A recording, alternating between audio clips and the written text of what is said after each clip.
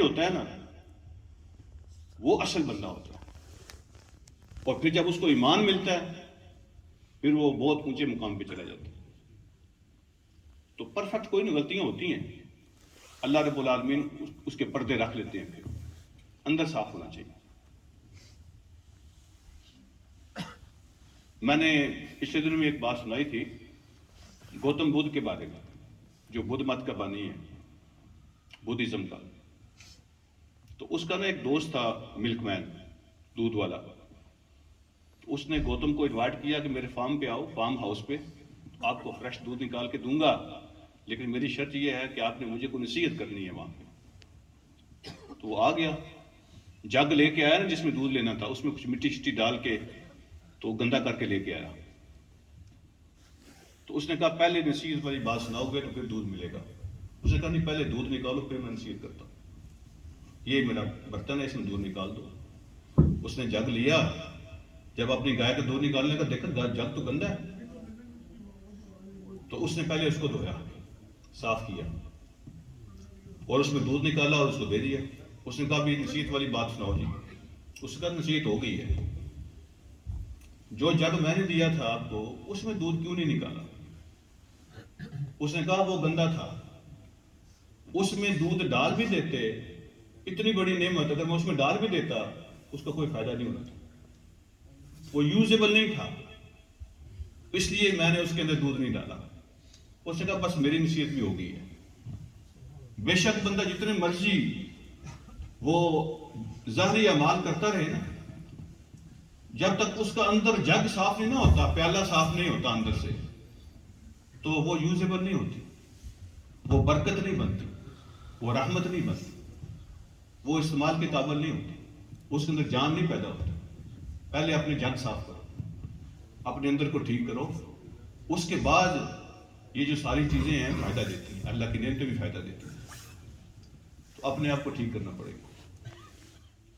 بس آ گئی، بندے کے جسم کے اندر پرزے ہوتے ہیں، کوئی بھی فیل ہو سکتا ہے۔ مختار احمد صاحب کے لنگز فیل ہو گئے، شرنک ہو گئے، تو کوشش جاری تھی لیکن وہ نہیں ہو سکے، اور آخری دفعہ ڈاکٹر جو ہے وہ آکسیجن جو ہے پش کر رہے تھے اندر بھیجنے کے لیے، لیکن باڈی آکسیجن ایکسیپٹ نہیں کر رہی تھی، آکسیجن اندر جا نہیں رہی تھی۔ تو میں کہہ رہا تھا کہ جب اللہ اجازت دیتے ہیں تو آکسیجن بھی اندر جاتی ہے، ڈاکٹر کیا کر سکتے ہیں؟ وہ رحمان فارس نے کہا تھا نا کہ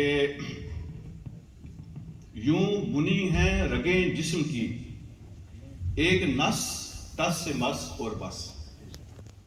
اللہ نے ایسا نظام بنایا بس ایک پرزہ ادھر سے ادھر ہو جائے ختم ہو جاتا۔ یوں بنی ہے رگیں جسم کی، ایک نس ٹس سے مس اور بس، سب تماشائے کن ختم شد، سب تماشائے کن ختم شد، کہہ دیا اس نے بس اور بس۔ اتنی ہوتی ہے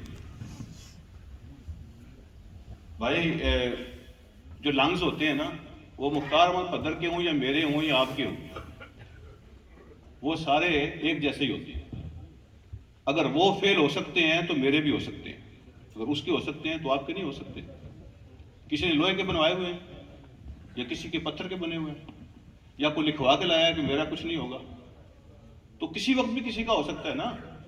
اس کو کینسر ہو گیا تھا، اس کا ہارٹ اٹیک ہو گیا تھا، اس کے لنگز فیل ہو گئے تھے، اس کی کڈنی فیل ہو گئی تھی، بھائی آپ کی نہیں ہو سکتی، کسی وقت بھی ہو سکتی ہے۔ اور اگر ابھی تک نہیں ہوئی تو یہ اللہ کا کرم ہے، اس کا شکریہ ادا کرو، توبہ کرو۔ اس کا مطلب یہ تو نہیں نا کہ آپ نے کوئی لکھوایا ہوا ہے کہ آپ کے نہیں ہوں گے، کسی کے بھی ہو سکتے ہیں۔ لہذا اللہ رب العالمین کے سے ہر وقت ڈرنا چاہیے، خوف کرتے رہنا چاہیے۔ اللہ ہم سب کو توفیق عطا فرمائے، اپنے آپ کو لائٹ کرے۔ یہ جو بوجھ ہوتے ہیں نا اندر، حسد کے، بغض کے، نفرت کے، یہ بوجھ اتار دیں۔ یہ بوجھ ہیں، یہ ہمیں جینے نہیں دیتے۔ بہت سے لوگوں نے کہا کہ آج شروع کے موقع ہے تو فلاں مسئلہ بھی بیان کریں، فلاں مسئلہ بھی بیان کریں، فلاں مسئلہ بھی بتائیں ہمیں۔ یہ کھانے پینے کے جو سلسلے ہیں، یہ قبر پہ جو پھول رکھتے ہیں، یہ جو کھانا دیتے ہیں، یہ تو دوستوں نے کیا فائدہ بیان کرنے کا؟ اگر میں بتاؤں تو آپ نے مان لینا ہے؟ منو گے کرنا تو پھر بھی وہی ہے جو آپ نے کرنا ہے. تو اس طرح کے مسئلے جو ہوتے ہیں، اگر تو آپ اس لیے سننا چاہتے ہیں کہ آپ نے، اگر آپ کو پتا چلے کہ یہ کام غلط ہے تو آپ چھوڑ دیں گے، پھر تو بیان کرنے کا فائدہ ہے نا. تو اگر چھوڑنا نہیں ہے بندے نے، وہی کرنا ہے جو کرنا ہے، تو بیان کرنے کا کیا فائدہ. تو کچھ باتیں ویسے لوگ جو ہے نا ڈسکس کرنا چاہتے ہوتے ہیں چسکن، وہ کوئی اس لیے نہیں کہ اگر میں بتاؤں تو چھوڑ دیں گے. مثال کے طور پر میں نے دوستوں کو بتایا کہ یہ فوتگی ہے، اور فوتگی بھی عام نہیں ہے، ٹھیک ہے، it's big hit for the family. تو عام طور پہ کھانے کے اندر جو ختم جو کھانے ہوتے ہیں، یہ کوکو کولا، پیپسی، مرینڈا، آئیں برو، دس اور دیٹ، رنگ برنگے ڈرنکس ہوتے ہیں، یہ تو پارٹی میں ہوتے ہیں، یہ تو خوشی کی سیلیبریشن میں ہوتے ہیں، فوتگی میں تو نہیں ہوتے. تو یہ بالکل نہیں ہونا چاہیے. انہوں نے کہا جی بالکل نہیں ہوں گے الحمدللہ.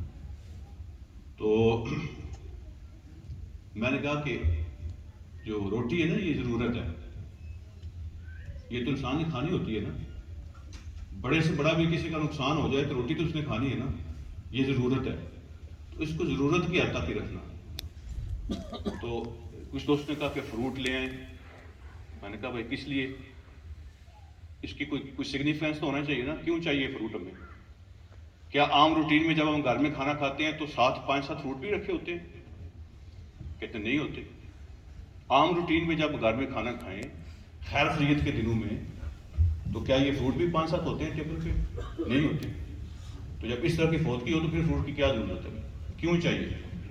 کھانا تو ضرورت ہے نا، اس کو ضرورت کی حد تک رکھیں. انہوں نے کہا جی نہیں لائیں گے، اللہ ان کو جزائے خیر عطا فرمائے، وہ بھی ہو گیا. تو ضرورت جو ہوتی ہے اس کو ضرورت کی حد تک رکھیں، اس کو جو ہے نا پارٹی مت بنائیں.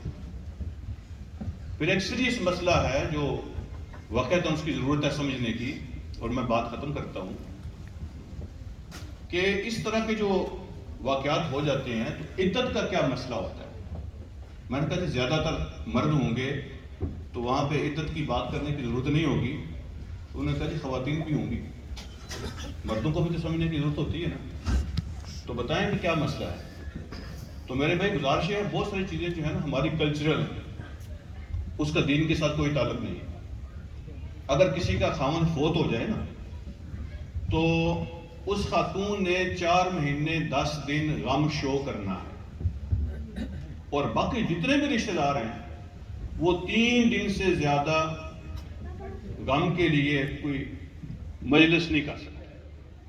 3 دن انف، اس سے زیادہ اجازت نہیں ہے. جس کا خاوند فوت ہو جائے اس وقت میں 4 مہینے 10 دن غم شو کرنا ہوتا ہے. اور اس نے جو نہیں کر سکتی نا، وہ ایک چیز تو یہ ہے کہ جو عورتیں استعمال کرتی ہیں نا اپنے آپ کو اچھا شو کرنے کے لیے، اپنے آپ کو اچھا نظر آنے کے لیے جو خواتین استعمال کرتی ہیں وہ چیزیں استعمال نہ کریں، جس کو ہم میک اپ کہتے ہیں. وہ کوئی بھی چیز ہو سکتی ہے جو روٹین سے ہٹ کے خواتین اپنے آپ کو اچھا نظر آنے کے لیے استعمال کرتی ہیں، وہ نہیں کر سکتی، اس لیے کہ یہ غم کے خلاف ہے. نمبر 1. نمبر 2، اگر وہ کوشش کرے، اگر وہ کر سکتی ہے تو رات اس نے اسی گھر میں رہنا ہے، اپنے گھر میں، وہ رات اس گھر میں رہے. لیکن اگر وہ ورکنگ وومن ہے تو جاب کے بغیر اس کا گزارا نہیں ہے، تو اسلام نے منع نہیں کیا، جاب کر سکتی ہے. بچے اسکول چھوڑنے پڑتے ہیں، جا سکتی ہے. سودا لانا پڑتا ہے، لا سکتی ہے. اور اگر گھر میں گھبراتی ہے، اس کو خوف آتا ہے، تو اسلام نے یہ نہیں کہا کہ اس کو مار دو، ڈپریشن کا شکار کر دو، اس کو انزائٹی کر دو، اس کو سٹریس کر دو. اس کی اجازت نہیں ہے. اگر وہ اکیلی ہے یا لونلیس فیل کرتی ہے تو اپنے کسی بیٹی کے گھر چلی جائے. اگر بیٹی اس کے پاس نہیں آ سکتی، کسی بیٹے کے گھر چلی جا سکتی ہے، تو 1-2 دن وہاں بھی جا سکتی ہے. جو قریب اس کے رشتہ دار ہیں، جو ایسے محرم ہیں، ان کے ساتھ کمپنی کر سکتی ہے، کوئی منع نہیں ہے. اسلام نے عورت کو مارنے کی اجازت نہیں دی ہے. اور اگر وہ عدت کے اندر ہے تو 4 مہینے 10 دن تک کسی سے نکاح کی بات نہیں کر سکتی. یہ ہیں پابندیاں. باقی وہ تعزیت کرنے والے رشتہ دار آتے ہیں تو یہ نہیں ہے کہ میں نے آپ سے بات نہیں کرنی، میں عدت میں ہوں. بات کی کوئی پابندی نہیں ہے. یہاں تک کوئی فون کرے نا رشتہ دار تو کہتے ہیں بھائی جان میں تو عدت میں ہوں، میں آپ سے بات نہیں کروں. تو کس نے منع کیا؟ یہ کوئی منع نہیں ہے. جو رشتے دار ہیں آپ کے، جن سے آپ پہلے بات کرتی ہیں اب بھی کر سکتی ہیں، جن سے آپ پہلے ملتی ہیں اب بھی مل سکتی ہیں، آپ جاب کرتی ہیں آپ جاب کر سکتی ہیں، آپ کو باہر جانے کی ضرورت پڑتی ہے آپ باہر جا سکتی ہیں، جن کاموں کے بغیر گزارا اس کا نہیں ہے وہ سارے کام کر سکتی ہے۔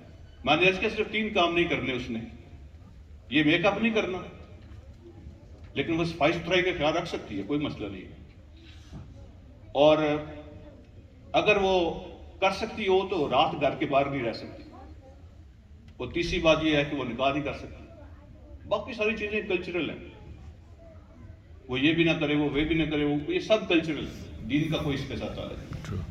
اللہ تعالیٰ ہم سب کو توفیق عطا فرمائیں سمجھنے کی، عمل کرنے کی، اور ہماری دعاؤں کو ہمارے بھائی کے ہاتھ میں اللہ قبول فرمائیں، آمین۔ اس کے بچوں کو اللہ پاک ہمت اور حوصلہ عطا فرمائیں، آمین۔ اس کے خاندان اور فیملی کو اللہ صبر عطا فرمائیں۔ آمین۔ یہ چھوٹے چھوٹے جو ہے نا، یہ ابراہیم عبداللہ تو ابھی بچے ہیں، لیکن مالک تو اللہ ہی ہوتا ہے نا، وارث تو اللہ ہی ہوتا ہے نا سب کا، تو اللہ انتظام کر دیتے ہیں، لیکن مشکل تو ہوتا ہے نا۔ ہمارے ایک انکل تھے، میرے ساتھ ہی گاؤں ہے، تو ان کا پوتا گاڑی کے نیچے آ کے، اپنے ڈیڈ کی گاڑی کے نیچے آ کے فوت ہو گیا۔ تو میں تعزیت کے لیے گیا تو میں نے کہا انکل صبر کریں، اللہ آپ کو صبر عطا فرمائے۔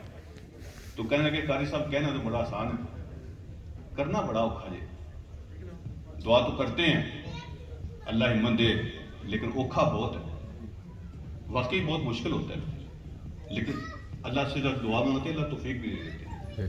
اللہ ہم سب کو ہمت اور توفیق دیں، اور ان بچوں کو اللہ پاک حوصلہ دیں، اور خاندان کو اللہ پاک صبر عطا فرمائیں، آمین۔ اور بھائی مختار احمد صاحب کے درجات کو اللہ بلند فرمائیں۔ اللہ رب العالمین آپ کی حاضری کو، آپ کی دعاؤں کو، جو خواتین نے پڑھا ہے، جو مردوں نے پڑھا ہے، جو انہوں نے صدقہ و خیرات کیا ہے۔ دوستوں نے کہا کہ لوگ ڈونیشن دینا چاہتے ہیں، تو وہ پوچھ رہے تھے بھائی ہم ڈونیشن تو لیتے ہیں، لیکن ہم نے کبھی مینشن نہیں کیا، یہ لسٹ ہم نے کبھی نہیں پڑھی۔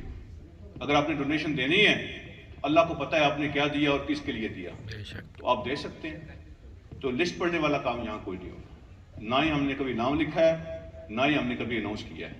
تو جس نے دینا ہو موسٹ ویلکم، وہ اللہ رب العالمین کے لیے دے گا، اللہ جانتے ہیں اس کو کس نے کس کے لیے دیا ہے، اللہ قبول فرمائے سب کے لیے۔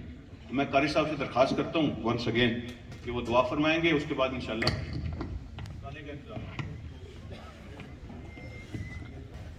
الحمد لله رب العالمين والصلاة والسلام على سيد رسول محمد وآله وصحبه أجمعين اللهم صل وسلم وبارك على سيدنا ومولانا محمد وآله وصحبه وبارك وسلم ربنا اغفر لنا ولإخواننا الذين سبقونا بالإيمان ولا تجعل في قلوبنا غلا للذين آمنوا ربنا إنك رؤوف رحيم۔ یا اللہ ہمارے بھائی جو دنیا سے چلے گئے ہیں، اے اللہ انہوں نے زندگی میں جتنے بھی نیک اعمال کیے ہیں، اے اللہ اپنی رحمت اپنے فضل سے ان کے سب اعمال کو قبول فرما۔ اے اللہ ان کے اعمال صالحہ کے صدقے ان کی برکت سے اللہ ان کی مغفرت فرما۔ اے اللہ جو ان سے سیئات ہوئی ہیں، بھول چوک ہوئی ہے، اللہ اپنے فضل سے ان سب کو معاف فرما۔ اے اللہ جتنے لوگ ان کے حق میں دعائیں کریں، اے اللہ سب کی دعاؤں کی برکت سے، اے اللہ سب کے اچھے بول، اچھے کلام ان کے حق میں، اچھے الفاظ کہنے کی برکت سے، اے اللہ ان کی مغفرت کاملہ فرما۔ اے اللہ ہر قسم کے گناہوں سے، لغزات سے اللہ ان کو پاک فرما۔ اے اللہ ان کی قبر کی منزل آسان فرما۔ اے اللہ انہیں قیامت کے دن حضور صلی اللہ علیہ وسلم کی شفاعت نصیب فرما۔ آپ کے حوض کوثر سے جام کوثر لینے کا حقدار بنا۔ اے اللہ ان کے جتنے بھی متوسلین ہیں، ان کے بھائی ہیں، اولاد ہیں، اور جتنے بھی اعزاء قارب ہیں، اے اللہ سب کو صبر جمیل عطا فرما۔ اے اللہ سب کو حوصلہ عطا فرما، اس صبر کو، اس غم اور اس دکھ کو سہنے کی، اے اللہ سب کو ہمت اور طاقت عطا فرما۔ اے اللہ اپنے فضل سے سب کے لیے آسانیاں پیدا فرما۔ اے اللہ اس گھرانے اور خاندان کے جتنے فوت شدگان ہیں، اللہ ان سب کی مغفرت فرما۔ اے اللہ جتنے حاضرین ہیں، ان کے اعزاء قارب رشتہ دار جو دنیا سے چلے گئے، اللہ ان سب کی مغفرت فرما۔ اے اللہ امت مسلمہ کے جتنے مرحومین ہیں، اللہ ان سب کی مغفرت فرما۔ اے اللہ سب کی قبر کی منزلیں آسان فرما۔